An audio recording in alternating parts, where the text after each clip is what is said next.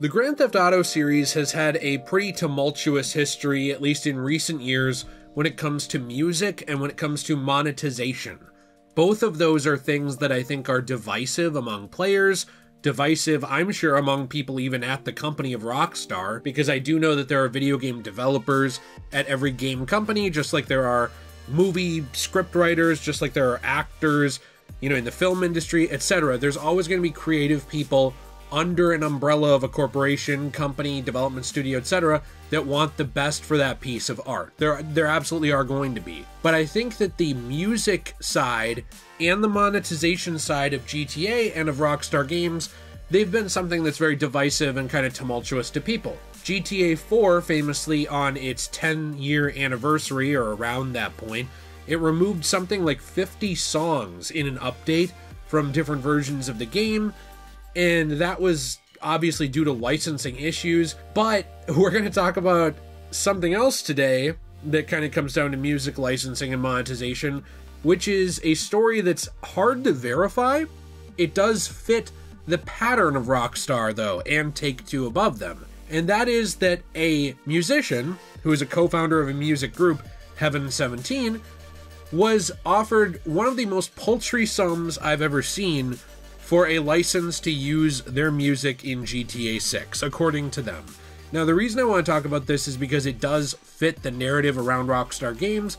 It does fit some of the penny pinching that has been done, and normally I wouldn't care, because we're going to get into the details of this. This person says they were actually offered $7,500 US, I believe, or thereabouts, to feature their song. Now, whether that's true or not, this company has a very bad history of being cheap with its music and cheap with reinvesting into its games. That's something I just want to take a couple minutes to talk about and take a look at this situation in light of that.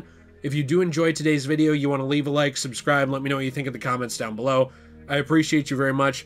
I do have a question of the day for you, which is there anything you're looking forward to in GTA 6? Or are there other Rockstar games you're looking forward to?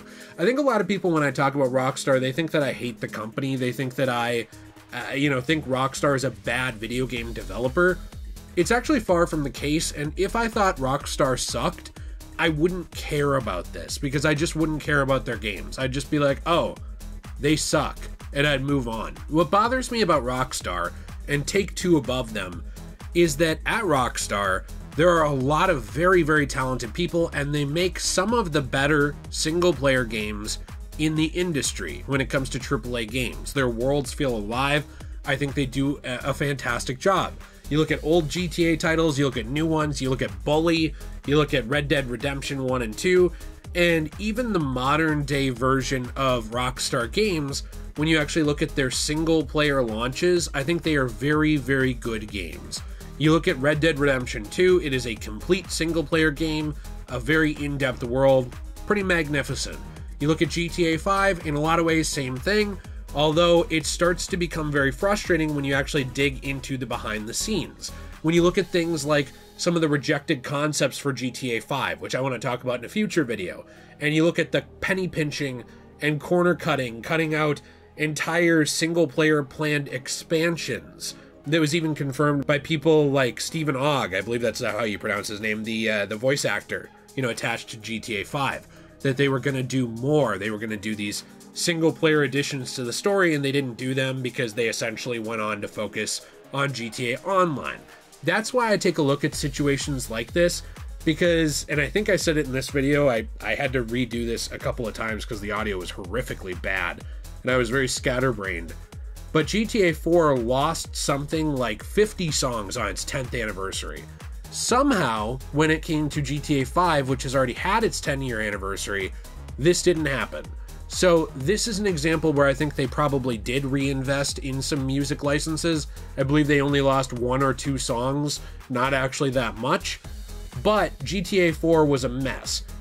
And the reason that it sucks to be offering a artist something like $7,000, $8,000 to feature their song is not because their song is not going to be heard. Obviously, exposure from something like GTA is great. Now, how that translates to sales, I don't know. I'm going to just straight up admit that. I don't know. We would need a musician who had their work featured in a GTA game to come out and say, did they get a sales boost? Did they not? What kind of sales boost was it? Could they correlate that to the release of the game? Or did their song just get added to a bunch of free playlists? We don't know. But I think the reason that this comes off so insulting to someone like this creator, assuming this is true, not to call them a liar, but anybody can say anything on the internet, when you look at the amount of money that the GTA games have made, this becomes something that's a little insulting, to lose music in GTA 4, you know, to have those 50 songs stripped out of the game, or to have, you know, a musician coming out and saying, I was actually only offered less than $8,000 to put, you know, my music in the game, and also no royalties. It was basically a buyout of any future royalties. So they would get no royalties, nothing, not a penny, you know, for every 500 copies sold, even nothing at all. And the reason that that becomes insulting is when you look at the amount of money that the GTA games were estimated to make. I'm not even looking at Red Dead Redemption here, although Red Dead Redemption 1 and 2 did make quite a bit of money. GTA is in a league of its own. So you look at something like GTA 4, and I believe it was estimated to cost something like $100 million, but it made over $2 billion over its lifetime. Again, estimates. GTA 5, I think it cost almost 3 times that amount. It was something like $250 to $300 million in terms of a budget, but then it brought Rockstar Games over $6 billion. You have to look at things like GTA Online, the shark cards being a huge, very, very lucrative way for Rockstar to make money. And I think that when you actually look at this and you're looking at all these cut songs, you're looking at, you know, how they didn't bother to actually pay for those licenses again for GTA 4, even though they were printing money. And they were instead more than satisfied to allow the, I don't know, overall video game to suffer. They were satisfied to let that game not be as good or not be the same game in order to save money. And you look at GTA 5 and you look at that cut content that Stephen Ogg and others have talked about, and you look at the fact that they were willing to just not develop that because it was easier to push GTA Online, because shark cards could be sold in GTA Online. Let's be honest with ourselves. That's why it was. You look at things like Red Dead Redemption. You look at Red Dead Redemption 2. It got really no post-game DLC, nothing, even though the first game did. You look at things like Bully 2, which was allegedly scrapped before it really even got off the ground. You look at things like, well, with Red Dead Redemption 2, we look at Red Dead Online. You know, we look at how that pretty much got abandoned by Rockstar because they would have had to have put a lot of money in to fix the experience. What I think they wanted was they wanted a fun, cheap GTA Online-like sales boost, and when Red Dead Redemption's, you know, 2's online came out, and it wasn't what people wanted, and it would take a lot to fix it, instead of actually doing that, instead of actually fixing it and adding a ton more content to it, like they did do to GTA Online, not out of the goodness of their heart, but because they could make money, well, instead now it was safer to fall back on GTA Online, right? And you can see this with GTA 5. Even if they did renew all of those licenses for the music and they only lost 1 or 2 songs, right? Unlike GTA 4, because 5 made a lot more money. I mean, of course it did. It made something like 3 times the amount of money as GTA 4.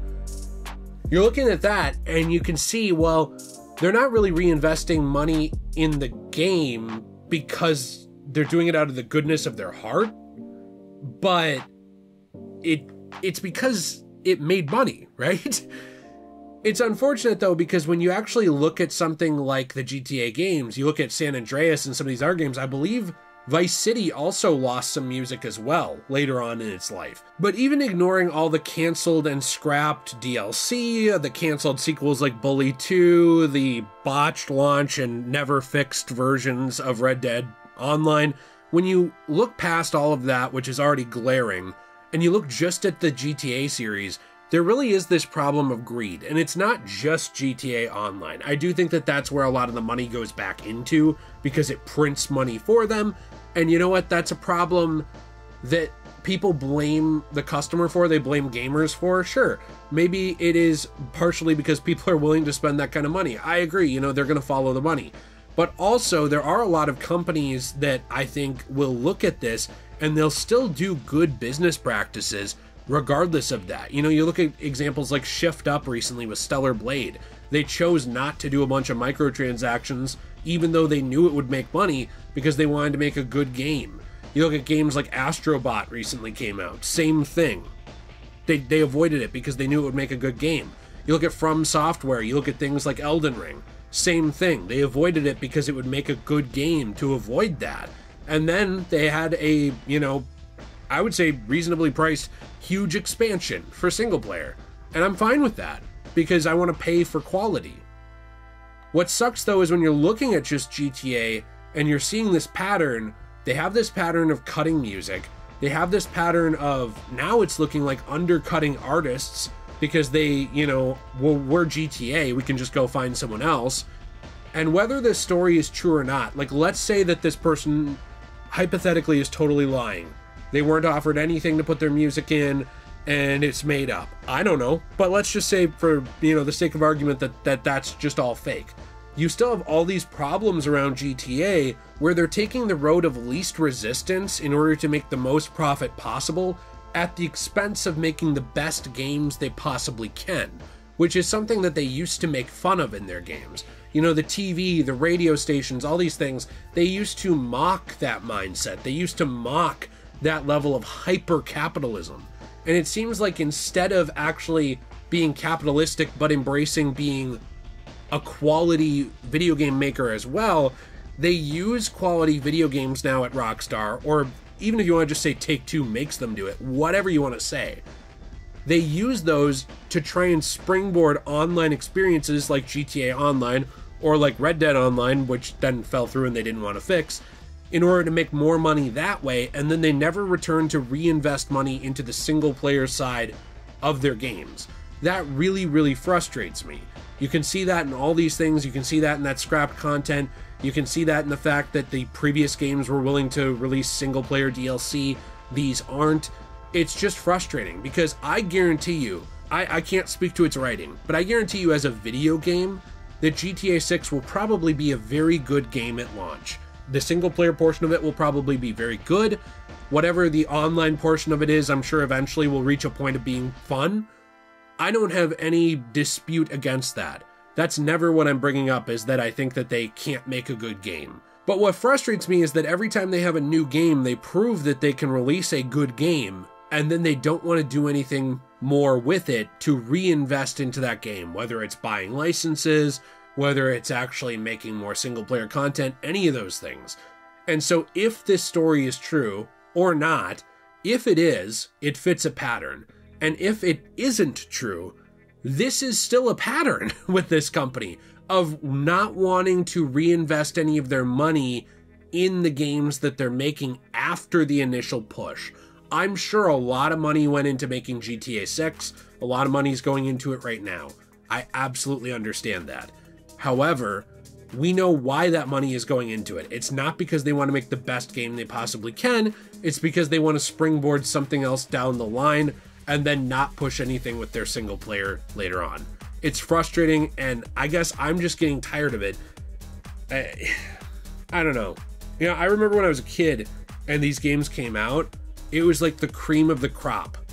It was the best single player experiences, some of the best that you could get, the most detailed, the most interesting worlds, and there was never a question of if Rockstar was going to try. If Rockstar was going to even try later on. You know, you got things like The Ballad of Gay Tony. You got things like Undead Nightmare. But nowadays, it's a question. It's not a question if the game launch will be good, but it is a question of what will happen after, and will they just be dragging out this game to reprint it at low effort for the next 3 console generations, if there even are that many, or for multiple pieces of hardware or whatever, in order to make the biggest bang for their buck while putting in the least amount in. I'm tired of it, and I wish that this company would go back to what it used to be. If you enjoyed this video, you want to leave a like, subscribe, let me know what you think in the comments down below. I do appreciate you very much. I'm always interested in your thoughts in these games. There are also always like massive deriders and defenders for these games who think that they're being personally insulted when it comes up. If I didn't care about these games, I wouldn't talk about them at all. I'd just be like, yeah, this series doesn't matter, it's stupid, I don't like this company, they're bad at making games. But I don't think any of that. I'm not going to lie and say that. I think they're good at making games. I think they could do a lot better and be a lot less greedy. But they've kind of become the hyper-capitalist corporations they make fun of and satirize in their games, which is too bad. It's genuinely really too bad. But interested in your thoughts? If you do want to help support this channel, we do have, actually, speaking of hyper-capitalism, a Fortnite code, which is DJAY123, which you can use on a game like that. Every purchase does actually help support our channel.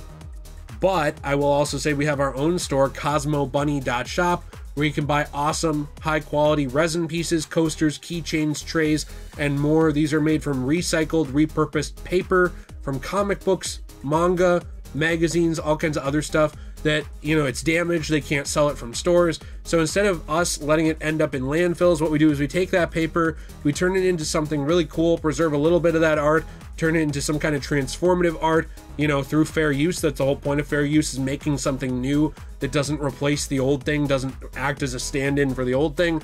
So we try and do that, and then we recycle the rest to make sure it actually does end up in the recycling. So we appreciate you. Hope you have a fantastic day, and as always, everyone, stay shui.